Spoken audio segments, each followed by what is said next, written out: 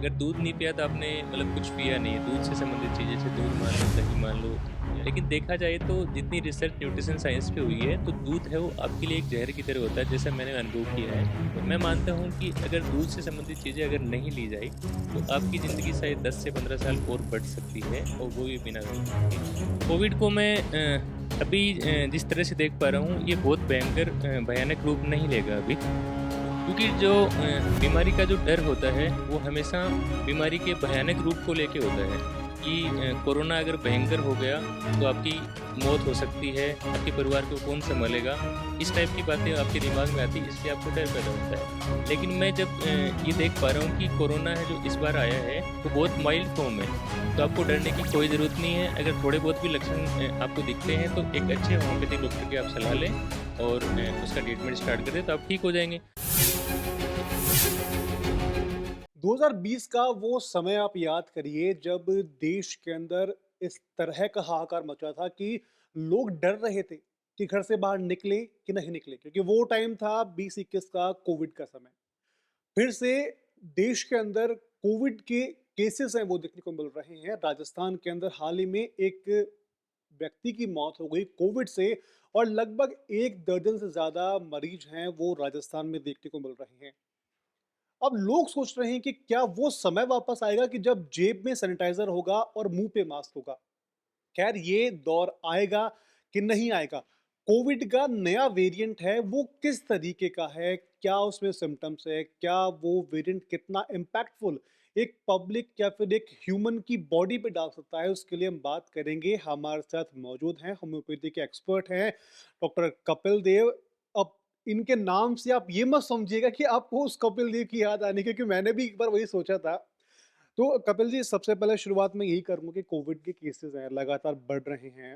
राजस्थान में एक की मौत हो गई है, लगभग दर्जन भर से ऊपर आपके मरीज हैं वो देखने को मिल जाएंगे, क्योंकि आप एक लंबे दशक से इस होम्योपैथी डॉक्टर के रूप में आप काम कर रहे हैं, अपनी सेवाएं दे रहे हैं। इस बार जो कोविड आया है उसको आप किस तरीके से देखते हैं? जी सर। मैं कोविड को बहुत ही भयानक बीमारी के रूप में भी नहीं देख पा रहा हूँ और बहुत ही सिंपल तरीके से भी नहीं ले पा रहा हूँ। मैं बीच में रख रहा हूँ क्योंकि अभी जो वेरिएंट है वो बहुत घातक रूप से घातक उसके लक्षण नहीं है। जिस टाइप से अपने 2019-20 में देखा था, उस टाइप के लक्षण इस वेरिएंट में नहीं है। ये एक सामान्य सर्दी जुकाम बुखार टाइप का लक्षण इसके अंदर होते हैं। कितना भयंकर आगे जाके हो सकता है वो अपने को अभी पता नहीं है। बट मैं इस तरह से देख पा रहा हूँ ये बहुत ही माइल्ड फॉर्म है अभी जो कोविड की है। और अपन ईज़िली तरीके से अगर इसको बहुत ही फ़ियरफुल नहीं लें इसको, ईज़िली तरीके से होम्योपैथी के द्वारा इसको अपन ठीक करने में सक्षम हो पाएँगे। देखिए, जब भी कोविड की बात आती है तो सिम्टम्स की बात ज़रूर होती है। तो इस बार अगर कोविड जब आया है, जिस वेरिएंट में आया है, उस वेरिएंट में सिम्पटम्स क्या है? क्या सिमिलर सिम्पटम्स हैं या फिर कुछ डिफरेंस आपका है इसमें? अब की बार जो कोविड वेरिएंट आया है, उसके सिम्पटम डिफरेंट तो नहीं है, बट फ़ॉर्म उसकी काफ़ी माइल्ड है, मतलब कम फ़ॉर्म में है। पहले जो रेस्पिरेटरी अटैक हो रहा था, वो उस टाइप का सिर्फ़ नेज़ल पे ही अटैक हो रहा है, जिसमें नॉर्मल सर्दी-जुकाम के और बुखार के और बॉडी एक के ही लक्षण आ रहे हैं। तो इसलिए ये माइल्ड फ़ॉर्म कहा जा रहा है अभी। ठीक है, चूँकि आप होम्योपैथी के एक्सपर्ट हैं, तो कोविड को आप किस नज़रिए से देखते हैं? क्या उसको समझते हैं? कितना क्या समझते हैं? कोविड को मैं अभी जिस तरह से देख पा रहा हूँ, ये बहुत भयंकर भयानक रूप नहीं लेगा अभी। क्योंकि अपन ने एक तो सबसे पहले ये कि सावधानियाँ अपने को पहले से पता है और दवाइयाँ अपने को पहले से अपनी रिसर्च करके रखी हुई हैं और अपन ने कोविड-19 को झेला है पहले से, तो अपने को बहुत सारी चीज़ें पहले से पता है, दवाइयाँ भी पता है, रिसर्च भी हो चुकी है, तो ये बहुत भयंकर रूप नहीं लेगा। अपन ईज़िली तरीके तरीके से इसको ठीक कर पाएँगे। ठीक है, आपने बात की दवाओं की, तो वैसे तो दवाइयाँ बनी हुई है, लेकिन अगर होम्योपैथी के नज़रिए से मैं इसको देखूँ, तो क्या एक आम पब्लिक जो ये वीडियो देखेगी, वो किस तरीके से समझे कि होम्योपैथी में क्या दवाई है, क्या मेडिसिन्स हैं, वो यूज़ कर सकते हैं जिससे कि उनको इस बीमारी से बचाव हो सके? जी, जी। बचाव के लिए हर एक बार जो होम्योपैथी होती है, जब भी कोई नई बीमारी आती है ना, तो उसमें बहुत सारे लोगों को कुछ कॉमन लक्षण होते हैं, जिसको अपन लेके फिर दवाई का सिलेक्शन किया जाता है। जैसे तो आपने कॉमन लक्षण की बात की, तो जी। कॉमन सिम्पटम्स क्या हो सकता है? कॉमन लक्षण जैसे हर बार की होते हैं कि पिछली बार रेस्पिरेटरी अटैक था, तो वो कॉमन लक्षण था। तो हमारे लिए वो दवाइयाँ ज़्यादा अच्छा सिद्ध हुई, जिसमें रेस्पिरेटरी अटैक ज़्यादा होता था। लेकिन इस बार जो है वो सिर्फ़ नेज़ल और फ़ीवर के अटैक हैं, तो अपन उस कॉमन लक्षण को आधार मान के ही फिर दवाइयों का सिलेक्शन अपन करेंगे। मैं आपके एक्सपीरियंस से समझूं कि आपके अनुभव में कोरोना की मरीज हैं, उनके इलाज में होम्योपैथी की कौन सी मेडिसिन्स हैं, वो कितनी ज़्यादा एक्टिव रूप से काम करती हैं इन कोविड के अंदर? यस। सबसे ज़्यादा तो हमने यूज़ किया है वो आर्सेनिक एल्बम नाम की दवाई है, जिसको हमने यूज़ किया है। उसके सामान्य लक्षण भी सर्दी-जुकाम वाले होते हैं, लेकिन वो उसका जो मरीज़ होता है वो बहुत ही डरता है और उसके अंदर कमज़ोरी बहुत ज़्यादा होती है। आपने इस मेडिसिन का नाम लिया, क्या मैं थोड़ा-सा इसको समझ पाऊँ कि ये किस तरीके से बनती है? क्या ये घरेलू नुस्खों से बनती है या इसके लिए कोई अलग से टेक्निक होती है? नहीं, घरेलू नुस्खों से नहीं बनती है। ये एक्चुअल जो आर्सेनिक है, वो खुद है एक मिनरल है। उसको लेके हम दवाइयों को तैयार करते हैं।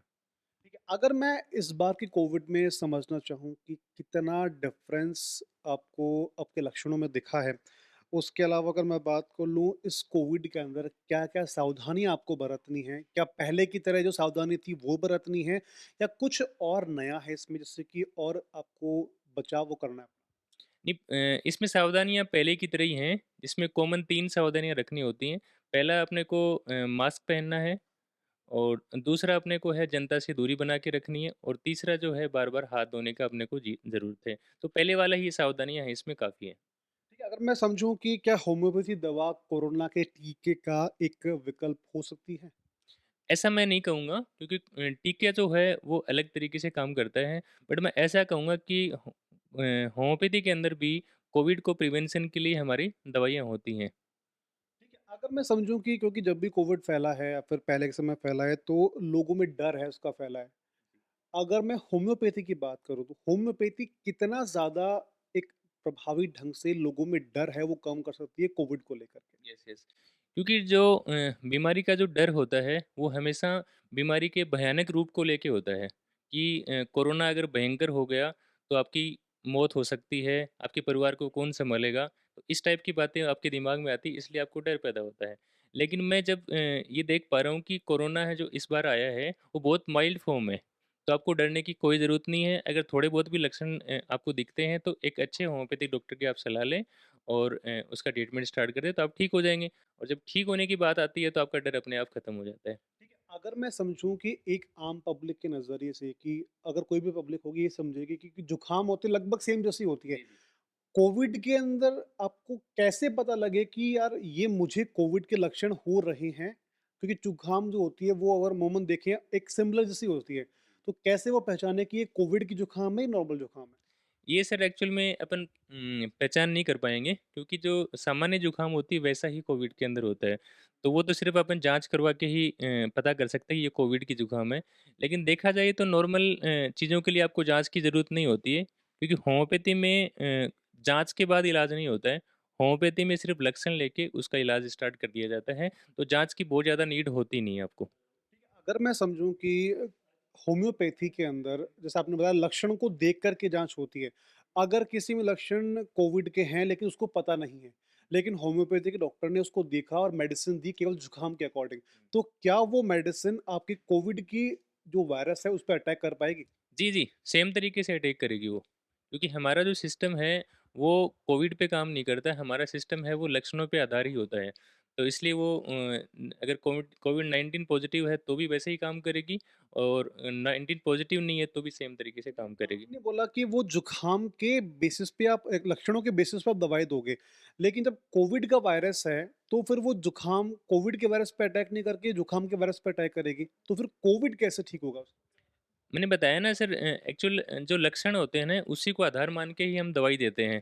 अगर कोविड-19 होगा तो भी वो ठीक होगा और कोविड-19 के अलावा दूसरा वायरस होगा तो भी वो वैसे ही ठीक होगा। क्योंकि हमारी जो दवाई है वो लक्षणों को आधार मान के ही दी जाती है हमेशा। ठीक है। अगर मैं समझूँ कि होम्योपैथी के अंदर क्या मेडिसिन्स केवल घर में बनाई जा सकती है या फिर आपके पास जो टेक्निक होती है या फिर कोई तरीका होता है मेडिसिन्स बनाने का, वो तरीके केवल आपके पास ही हैं, आम पब्लिक उसको अगर बनाना चाहे कुछ अगर जुकाम हो गया, नॉर्मल जुकाम हो गया, हल्की सी खाँसी हो गई, हल्का सर दर्द हो गया, तो आयुर्वेदिक में चीज़ें कुछ होती है होम मेडिसिन की अपन उसको यूज़ कर सकते हैं।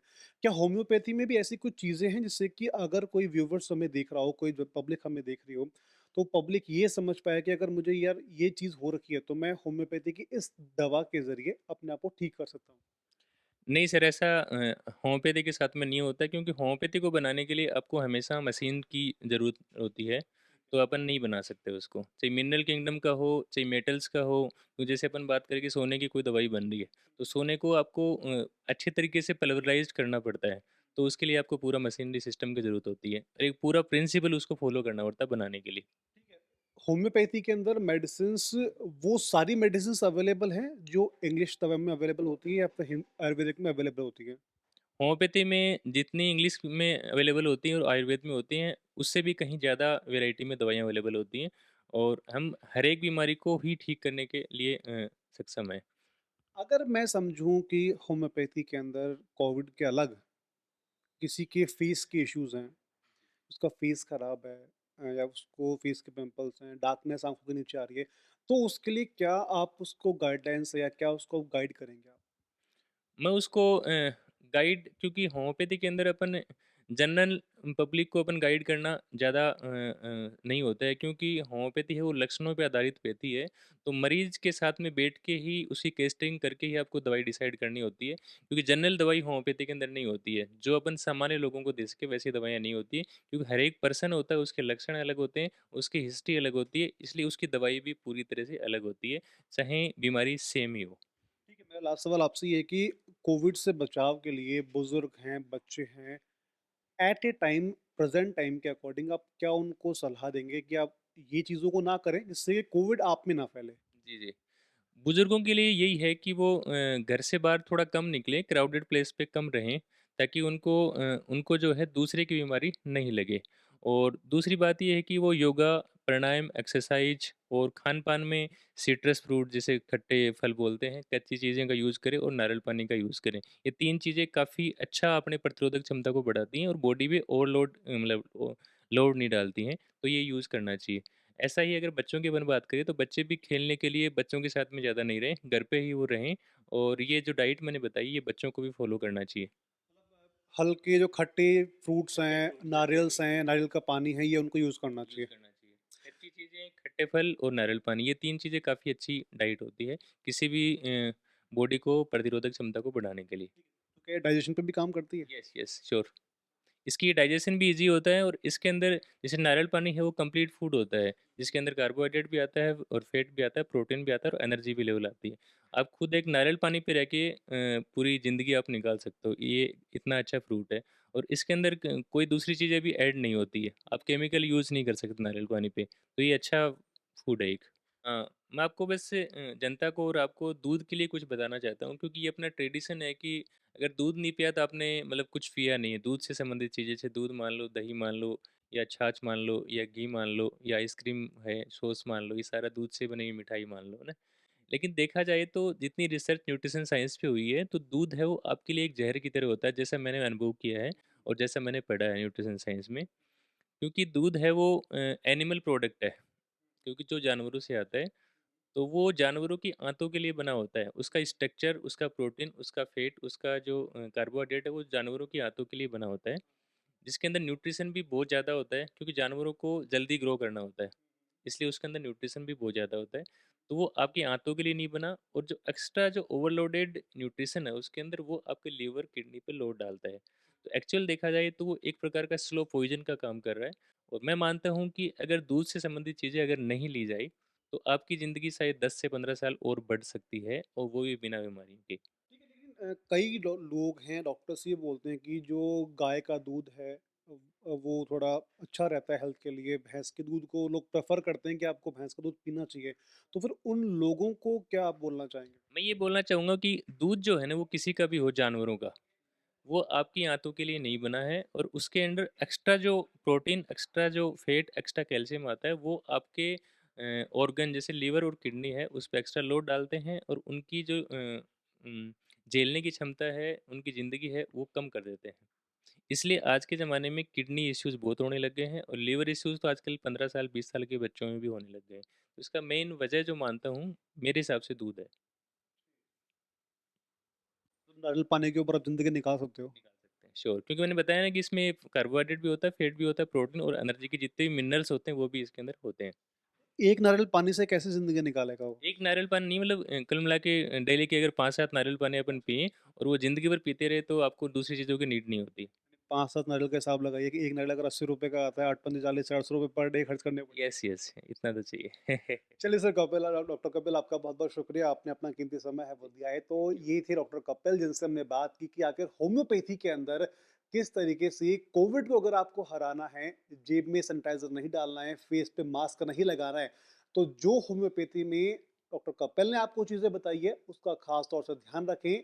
नारियल पानी ज़्यादा पिएँ, अगर आपको आपके पाचन को ठीक करना है, पेट की चीज़ों को ठीक करना है, आपको हेल्थ इश्यूज़ नहीं करने हैं, तो खट्टी चीज़ें हैं वो आप खाइए, नारियल पानी है वो ज़्यादा पीजिए जिससे कि आपकी हेल्थ है वो काफ़ी अच्छी बनी रहे। और साथ में पंजाब केसरी के इस पूरे इंटरव्यू को देखिए जिससे कि आपको होम्योपैथी के ज़रिए कोविड को टक्कर देने के जो तरीके हैं वो देखने को मिलेंगे। वीडियो जर्नलिस्ट कृष्ण शर्मा के साथ रौनक पारेख, पंजाब केसरी टीवी, जयपुर।